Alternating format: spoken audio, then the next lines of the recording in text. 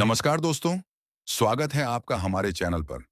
आज हम बात करने जा रहे हैं उत्तर प्रदेश के बरेली में हाल ही में हुए उस विरोध और पुलिस कार्रवाई की, जिसने पूरे देश में चर्चा छेड़ दी है। क्या हुआ था वहां? विरोधियों के दावे क्या हैं? सरकार का पक्ष क्या है? और इस पूरे घटनाक्रम से हमारे समाज और लोकतंत्र पर क्या असर पड़ सकता है? आइए पूरी कहानी समझते हैं। 26 सितंबर 2025 की शाम, बरेली, उत्तर प्रदेश। यहाँ एक धार्मिक जत्था आई लव मोहम्मद नारे के साथ सड़कों पर उतर आया। यह प्रदर्शन मौलाना तौकीर रजा खान के आह्वान पर किया गया था, जो इत्तेहाद ए मिल्लत काउंसिल के प्रमुख हैं। मौलाना ने दावा किया कि उन्हें आई लव मोहम्मद पोस्टरों के समर्थन में जनसभा बुलानी थी, लेकिन प्रशासन ने इसकी अनुमति नहीं दी। फिर भी उन्होंने कहा कि यह प्रदर्शन हर हाल में होगा, और हुआ भी। शुक्रवार की नमाज के बाद भीड़ मस्जिदों और गलियों से निकलकर सड़कों पर जमा होने लगी। हजारों लोग नारे लगा रहे थे, लेकिन कुछ ही देर में माहौल बिगड़ गया। कुछ जगहों पर पथराव शुरू हुआ, वाहनों को नुकसान पहुंचाया गया, पुलिस तुरंत हरकत में आई और लाठीचार्ज किया गया। इंटरनेट सेवाएं 48 घंटे के लिए बंद कर दी गईं।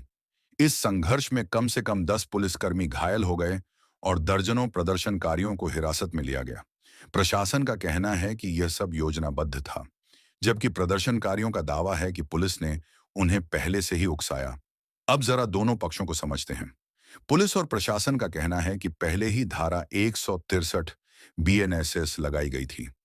इसका मतलब है कि बिना अनुमति कोई भी प्रदर्शन नहीं किया जा सकता। पुलिस ने दावा किया कि उन्होंने चेतावनी दी थी। फिर भी कुछ लोगों ने माहौल बिगाड़ा और हिंसा भड़काई। दूसरी ओर प्रदर्शनकारियों का कहना है कि उनकी आवाज को दबाया जा रहा था। उनके मुताबिक वे सिर्फ धार्मिक भावनाओं को जताना चाहते थे। मौलाना तौकीर रजा ने गिरफ्तारी से पहले बयान दिया कि यह कार्रवाई एक समुदाय को निशाना बनाने के लिए की जा रही है। इसके बाद पुलिस ने कड़ी कार्रवाई की। मौलाना तौकीर रजा और 8 अन्य को गिरफ्तार किया गया। 30 लोगों को हिरासत में लिया गया। कम से कम 10 एफआईआर दर्ज हुईं, जिनमें गंभीर धाराएं शामिल थीं। आपराधिक साजिश, हिंसा, धार्मिक भावनाओं को भड़काना और सार्वजनिक संपत्ति को नुकसान पहुंचाना। अदालत ने उन्हें 14 दिन की न्यायिक हिरासत में भेज दिया। अब जरा राजनीतिक बयानों पर नजर डालते हैं। उत्तर प्रदेश के मुख्यमंत्री योगी आदित्यनाथ ने इस पूरे घटनाक्रम को योजनाबद्ध षड्यंत्र कहा। उनका कहना था कि कानून व्यवस्था से खिलवाड़ बर्दाश्त नहीं होगा। उन्होंने यहां तक कहा कि ऐसे लोगों पर डेंटिंग पेंटिंग करना जरूरी है, यानी कड़ी से कड़ी कार्रवाई होगी। वहीं विपक्षी दलों और मुस्लिम संगठनों ने कहा कि यह धार्मिक उत्पीड़न है। उनका आरोप है कि शांतिपूर्ण आवाज को दबाया जा रहा है। कुछ नेताओं ने मांग की कि एफआईआर की निष्पक्ष जांच हो और पुलिस कार्रवाई की भी समीक्षा की जाए। सोशल मीडिया पर माहौल और भी गर्म रहा। कहीं लोग कह रहे थे कि प्रदर्शनकारी गलत थे, कहीं लोग कह रहे थे कि पुलिस ने जरूरत से ज्यादा सख्ती दिखाई। यानी हर कोई अपनी अपनी राय दे रहा था। दोस्तों, अब सबसे बड़ा सवाल है, इस घटना से हमें क्या सीख मिलती है?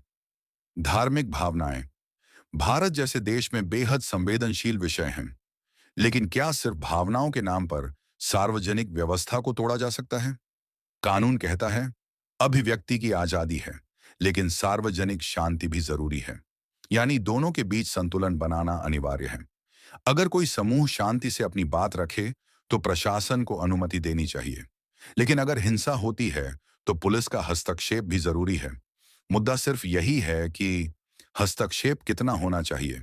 क्या पुलिस की कार्रवाई जरूरत से ज्यादा कड़ी थी, या फिर प्रदर्शनकारियों ने जिम्मेदारी नहीं दिखाई? इन सवालों के जवाब निष्पक्ष जांच से ही सामने आ सकते हैं। वीडियो फुटेज, गवाह और सबूत ही सच्चाई बताएंगे। लेकिन इतना जरूर है कि इस घटना ने समाज में असुरक्षा और अविश्वास का माहौल बढ़ा दिया है। अल्पसंख्यक समुदाय के लोग डरे हुए महसूस कर रहे हैं। बहुसंख्यक समुदाय में गुस्सा और नाराजगी है। मीडिया और सोशल मीडिया अफवाहें फैलाकर माहौल को और खराब कर रहे हैं। यानी समाज में हम और वे की खाई और चौड़ी होती जा रही है। अब सोचिए, यह सिर्फ बरेली का मामला नहीं है। ऐसी घटनाएं अगर बढ़ती गईं, तो देश भर में तनाव और हिंसा की लहर फैल सकती है। यही वजह है कि सरकार और प्रशासन को बेहद सावधानी से काम लेना होगा और नागरिकों को भी अपनी जिम्मेदारी समझनी होगी। तो दोस्तों, आज का सवाल आपके लिए यही है। आपके हिसाब से इस घटना में ज्यादा गलती किसकी थी? प्रदर्शनकारियों की या पुलिस और प्रशासन की? अपनी राय हमें कमेंट में जरूर बताइए। लोकतंत्र तभी मजबूत होता है जब हर आवाज सुनी जाए, चाहे वह विरोध की हो या समर्थन की। लेकिन शर्त यही है कि विरोध शांतिपूर्ण हो और कार्रवाई न्यायपूर्ण हो। उम्मीद है यह वीडियो आपको सोचने पर मजबूर करेगा। अगर अच्छा लगा हो तो लाइक करें, शेयर करें और चैनल को सब्सक्राइब करें। हम जल्द ही फिर मिलेंगे एक और महत्वपूर्ण कहानी के साथ।